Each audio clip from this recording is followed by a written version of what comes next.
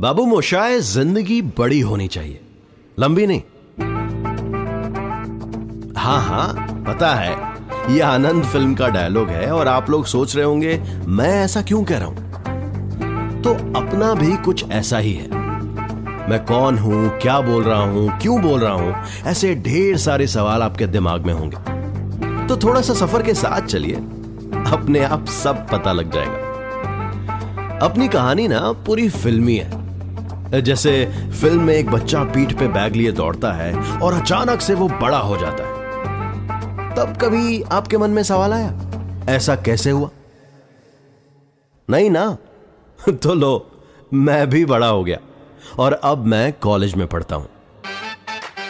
Junior college मैंने Ruia college में खत्म किया और डिग्री लेने अंबेडकर कॉलेज पहुंचा। अब डिग्री तो मैंडेटरी होती है ना, तो सोचा ले लेते हैं।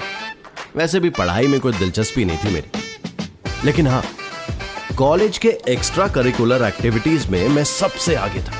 कभी सिंगिंग, कभी एक्टिंग, स्टेज की जैसी आदत होने लगी थी और बड़े बड़े डायरेक्टर्स हमारे कॉलेज में आके नाटक सेट करते थे और मैं उनमें काम करने लगा। वो मेरे काम से बहुत खुश थे। वो प्यार से मुझे बिल्डर बुलाते थे। धीरे धीरे पूरे कॉलेज में ये बात फैल चुकी थी। किसी के लिए कुछ करना मुझे बहुत अच्छा लगता था, तो मैंने एनएसएस चुना और अच्छा काम करता गया।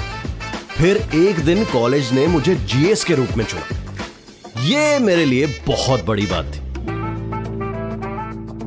मेरा जीरो से हीरो बनने वाला सफर शुरू हो गया। मेरी रफ्तार बहुत तेज थी, मंजिल जैसे सामने नजर आने लगी थी। पर बाबू मोशाय, जिंदगी अगर हंसती रहे तो वो जिंदगी कैसी? पिताजी बीमार हो गए। मेरे भाई बहन पर जॉब करके घर संभालने की जिम्मेदारी थी, तो मैंने पिताजी की पूरी जिम्मेदारी अपने सर ले ली। मेरे पिताजी 3 महीने से हॉस्पिटल में थे और मैं दिन रात हॉस्पिटल में उनके साथ रहा। जब भी थोड़ा बहुत समय मिलता था तो मैं नाटक की तालीम करता। धीरे धीरे मेरे पिताजी ठीक होने लगे और मैं बीमार पड़ गया। मुझे हाई बीपी की तकलीफ ने घेर लिया। मुझे लगा शायद ये बहुत भाग दौड़ की वजह से हुआ होगा, पर यह सिलसिला रुका नहीं। डॉक्टर को दिखाने के बाद उन्होंने ब्लड टेस्ट करवाने के लिए कहा। उस दिन सुबह में क्रिकेट खेल के मैं अपने रिपोर्ट्स लेने के लिए डॉक्टर के क्लिनिक पहुंचा। उन्होंने मुझसे पूछा, आप ठीक हैं? मुझे बड़ी हैरानी हुई। मुझे लगा डॉक्टर ऐसा क्यों पूछ रहे हैं, और वो बार बार मेरी क्रिकेट बैट की ओर देख रहे थे। उन्होंने मुझसे पूछा, कहां से आ रहे हैं आप? मैंने कहा, अभी अभी क्रिकेट खेल के आ रहा हूं डॉक्टर, इनफैक्ट हम रोज खेलते हैं। उन्होंने पूछा, तुम खेल कैसे पा रहे हो? मैंने डॉक्टर से पूछा, डॉक्टर साहब ऐसा क्या हो गया? यहां जिंदगी ने एक ऐसा मोड़ लिया जिससे मैं वहीं धरा का धरा रह गया। उन्होंने कहा, तुम्हारी दोनों किडनियां फेल हो गई हैं और मुझे फौरन हॉस्पिटल में एडमिट होने के लिए कहा गया। अगले 2 साल तक मेरा डायलिसिस चलता रहा। हॉस्पिटल तो जैसे अब घर ही लगने लगा था। अरे अरे आप लोग सीरियस हो गए क्या? बाबू मोशाय, ये सफर यहां खत्म नहीं होता। अरे ये तो बस समझ लो इंटरवल है।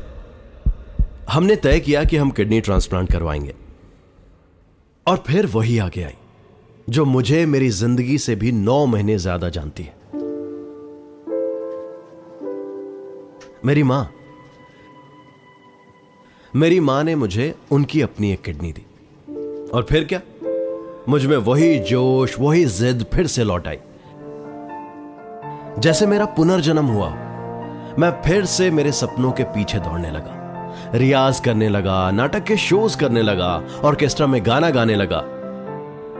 पत्ते जैसे खिलने के लिए बारिश की एक बूंद के इंतजार में होते हैं ना, ठीक उसी तरह मैं भी इसी लम्हे की तलाश में था।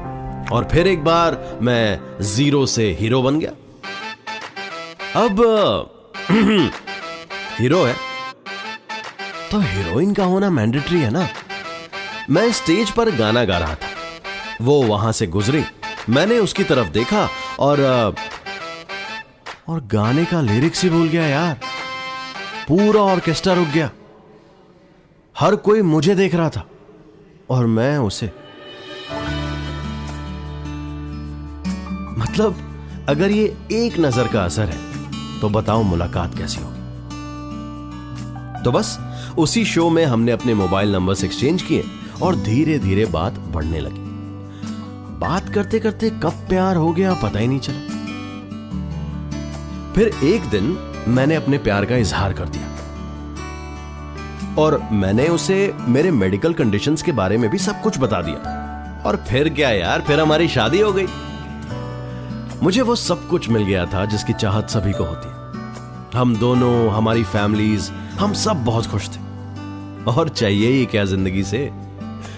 बाबू मोशाय, जिंदगी ना ऊपर नीचे होती रहनी चाहिए, बिल्कुल उस हॉस्पिटल के ईसीजी ग्राफ की तरह। क्योंकि सीधी हो जाए तो समझ जाओ। अब सब कुछ फिर से शुरू हो गया, पर अब हॉस्पिटल का खौफ दिल से पूरी तरह उठ चुका था।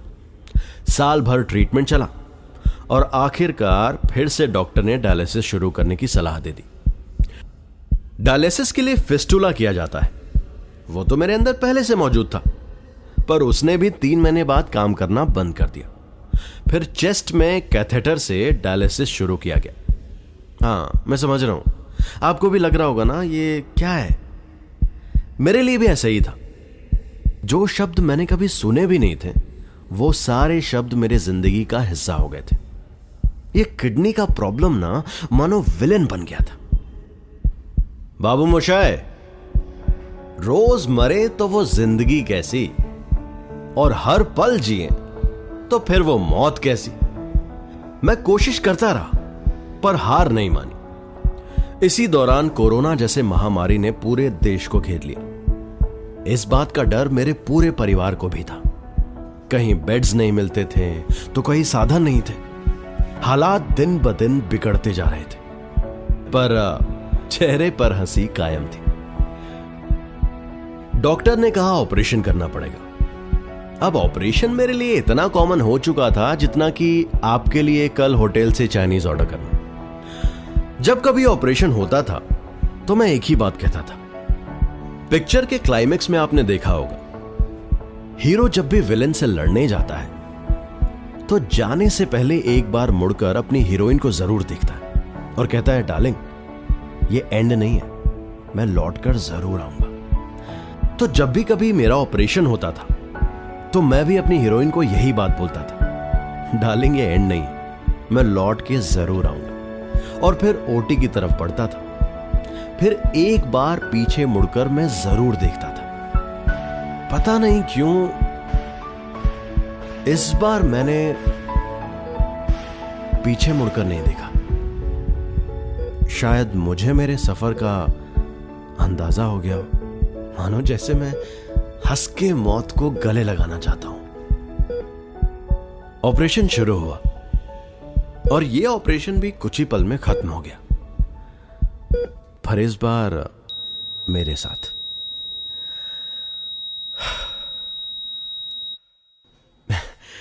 इस जिंदगी ने ना बहुत कुछ सिखाया, तो मैं बस आपसे शेयर कर रहा हूं। जिंदगी में यह डिसाइड करना बहुत जरूरी है कि मौत से डरना है या जिंदगी का हर एक पल मुस्कुराते हुए जीना है।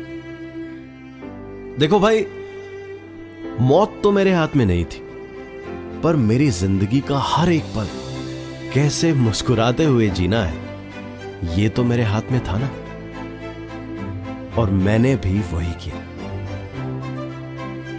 मैं से याद आया, मैं तो बताना ही भूल गया कि मैं कौन। मैं इस सफर का हमसफर, तुम्हारा अपना शैलेश। अब तो नाम ही काफी है। तो चलो, अपना तो हो गया, अपना सफर यहीं पे खत्म होता है। अब ये वो हिंदी वाला सफर था या अंग्रेजी वाला सफर, ये मैं आप पे छोड़ देता हूं। उसी हिसाब से मैं कुछ तो पीछे छोड़ के जाऊंगा।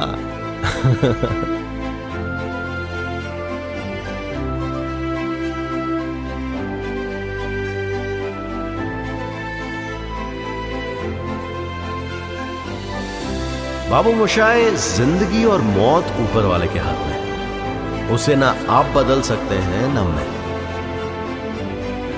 हम सब तो रंगमंच की कठपुतलियां हैं जिनकी डोर ऊपर वालों के हाथ में बंधी। अब कब कौन कैसे उठेगा ये तो कोई नहीं बता सकता।